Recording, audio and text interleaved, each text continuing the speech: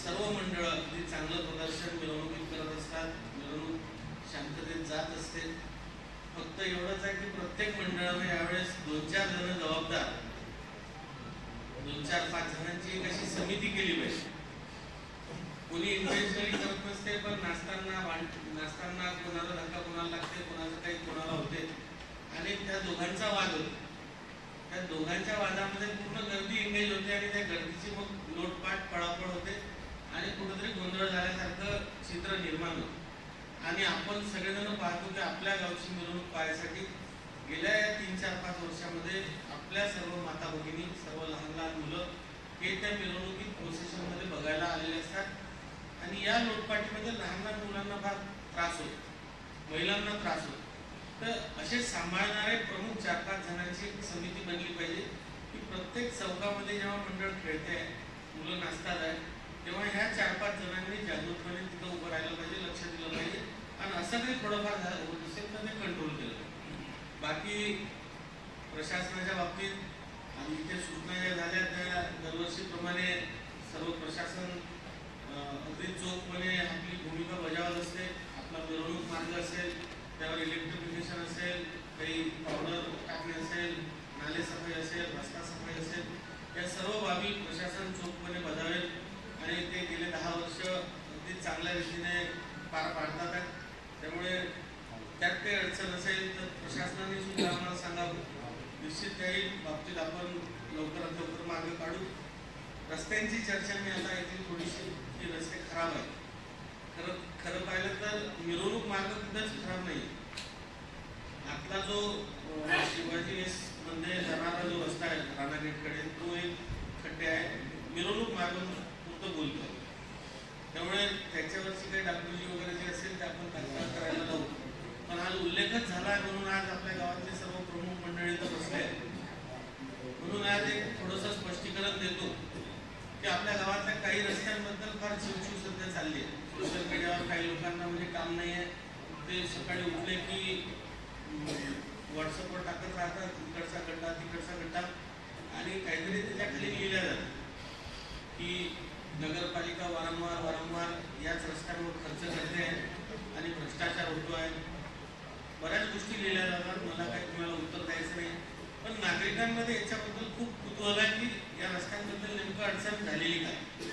तर मी आपल्याला एवढंच सांगणार आहे की आपल्या गावातील प्रमुख वर्दळीचे जे 22 रस्ते आहेत, या रस्त्यांचं काम 5 वर्षापूर्वी नगरपालिकेने केलं आणि कोणत्याही रस्त्याची म्हणजे लिमिट असते की ते किती वर्ष चांगले राहतील. डांबरीकरणाचे जे रस्ते आहेत आणि ते 5 वर्षापूर्वी झालेले आहेत. 5 वर्षामध्ये त्याच्यावरनं इतकी ट्रॅफिक गेली, इतके पावसाळे गेले आणि त्यामुळे आज त्या रस्त्यांची अवस्था पूर्ण खराब झाली. आरोप भरपूर होत असतात की हे भ्रष्टाचारासाठी होत आहे, पण माझं एवढं सांगणं आहे की ही जी स्टाईल होती ही 2017-18च्या पूर्वी होती, 16च्या पूर्वी होती की डांबरी रस्ता करायचा, तो 6 महिन्यात खराब होईल, मग पुन्हा डांबरी रस्ता करायचा. पण आम्ही जेव्हापासून मी नगरपालिका या माझ्यासोबत माझ्या सहकार्यांनी चालवली, सगळ्या गावांनी ज्या सहकार्यांना निवडून दिलं, तेव्हा नंतर असा प्रकार खामगावमध्ये आपण बंद केला आणि आता तेवढ्यासाठीच आपण हे सर्व प्रमुख रस्ते कॉन्क्रिटीकरण मंजूर करून ठेवलेलं आहे. आता बरेच जणांनी मंजूर केला तर काम करायचं. काम करण्याची 2 मेन अडचणी आहेत. एक म्हणजे येणाऱ्या ऑक्टोबर-नोव्हेंबर पर्यंत आपल्या खामगावमध्ये मोठ्या प्रमाणात उत्सव साजरे होतात. आता गणपती आहे, गणपती झाल्यानंतर नवरात्री येणार आहे, नवरात्री झाल्यानंतर मोठी देवी बसणार आणि या तिन्ही सणांच्या मिरवणुकी याच मार्गांवरून बऱ्याच भागात जातात. त्यामुळे हे रस्ते जर आज आपण खोदले आणि रस्त्यांचं काम सुरू केलं तर आपल्या मिरवणुकींना याचा त्रास होणार आहे. मिरवणुकींचे मार्ग आपल्याला बदलावं लागतात. म्हणून आपण हे काम थांबवलेलं आहे.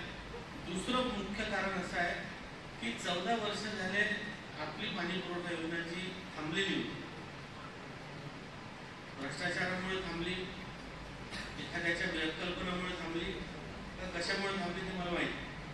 पण अशी उलटी योजना आजपर्यंत कोणत्याच देशातल्या कोणत्याच गावात झाली नसेल की की ज्यांनी पहिले गावात पाईप टाकले आणि विहीर खोदलीच नाही. डॉक्टर साहेब अगर कुआ खोदेंगे नहीं तो पाणी आएगा कैसे? आपण आपलं घर जेव्हा बनवतो तर पहिले आपण प्लॉटवर बोर मारतो की घराची क्युरिंग झाली मग टाकीत पाणी जाते. पण आपल्या खामगावची अशी उलटी कहाणी झाली. आम्हाला लाज वाटते की आपल्या खामगावला मान खाली घालून आम्हाला मंत्रालयात जावं लागते की आपल्या योजनेची पहिले गावात पाईपलाईन झाली, मग गावापासून उलटी धरणाकडे पाईपलाईन केली, धरणावर विहीर खोदली नाही, त्याचा फिल्टर प्लांट बनवला नाही आणि कशातच काही नाही. इव्हन विहीर जिथं खोदली त्या विहिरीवर जायला पूलही बनवलं. मग आता आपण हवेतून पाणी येणार होतं का हे मला कळत. पण ही पाणी पुरवठा योजना आपल्या सगळ्यांच्या आशीर्वादाने आता पूर्ण झाली. हे पाणी आपल्या शहरातल्या टाक्यांमध्ये सुद्धा आलं. पण आता पुन्हा जेव्हा आम्ही हे पाणी सोडायला लागलो तेव्हा असं लक्षात आलं की आपलं गाव कोणीतरी बेरलानी अर्ध गाव जुन्या पाईपलाईनवर जोडलेलं आहे, अर्ध गाव नवीन पाईपलाईनवर जोडलेलं आहे. आणि हे जे कामं केले तेव्हा जी पाईपलाईन गाडली ती साहेब नगरपालिकेच्या इलेक्शनच्या पहिले नेहमी काढायचे आणि काढायचे. त्यामुळे आज ते कोणचा वॉल कुठं गाडलेला आहे हे कोणालाच माहिती. आपण जर घराच्या पाईपलाईनचं काम करायला गेलो तर आपल्याला महिना 2 महिने लागतात. खामगाव शहरामध्ये डिस्ट्रीब्युशनची पाईपलाईन जी आहे जी प्रत्येक घरी नळ देणार आहे ती जवळजवळ 150 किलोमीटरची पाईपलाईन. आता ही 150 किलोमीटरची पाईपलाईन खोदून याचे वॉल शोधून हे सगळे व्यवस्थित एका लाईनवर जोडायचे आणि हे जर आपण खोदायला लागलो तर पुन्हा रस्ते फुटणार. आज कधी नव्हे ते शासनाने इतिहासात पहिल्यांदा एवढा मोठा निधी खामगाव नगरपालिकेसाठी दिला आहे. मग हा निधी आज जर माझ्या मनात आला मी आजही काम सुरू करू शकतो.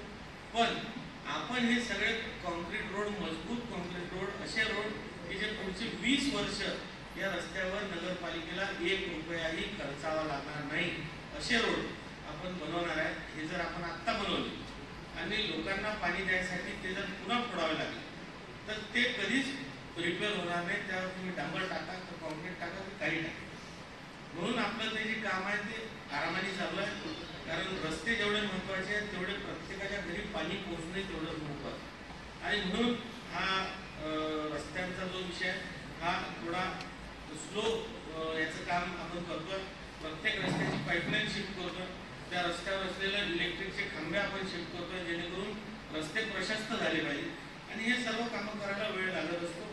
ज्यांनी अशा रीतीनं कामं केलेली आहेत, ज्यांना माहिती आहे असे लोक याच्यावर नाव ठेवत नसतात. पण ज्यांना अक्कलच नाही ते लोक आजकाल व्हॉट्सअपवर टाकतात. त्यामुळे त्यांना रोज 24 तासही त्यांनी टाकलं तर मला आनंद आहे. पण हे रस्ते आपण सगळे चांगले करणार आहे. आणि आज ही जी मीटिंग होते आहे ही आपल्या गणेशोत्सवाच्या निमित्तानं होते. आज माझी आपल्या सगळ्यांना अशी विनंती आहे, विशेष करून वक्त्यांना विनंती आहे की आता खामगावचा डाग हा उल्लेखच या मीटिंगमध्ये व्हायला नको. खामगाव हे गावाचं गाव आहे ज्याच्यामध्ये कोणतीही घटना घडत नाही असा उल्लेख आता आपला सुरू झाला पाहिजे. आपल्या या मिरवणुकीच्या दरम्यान साहेबांना मी विनंती करणार आहे की आज तानाजी मंडळाचा अध्यक्ष सुद्धा मी आहे आणि हे मंडळ असेल, मग त्यानंतर मागे हनुमान मंडळ असते, हनुमान मंडळाच्या मागे राणा मंडळ असते. हे जे प्रमुख मोठे मंडळ आहेत हे शांततेच्या मार्गाने पुढे जात असतात. इव्हन विसर्जन झालेलं तुम्हाला आम्ही कळवतो सुद्धा की आमचा गणपती विसर्जित सुद्धा करण्यात आलेला. तरी आपण यावर्षी सुद्धा मागे आपण खूप प्रयत्न केला की जास्तीत जास्त मंडळ 12 वाजेच्या आत मस्तांचं क्रॉस झाले पाहिजे. याही वर्षी आपला तो प्रयत्न आहे की सर्व मंडळांनी आपला नंबर तिथे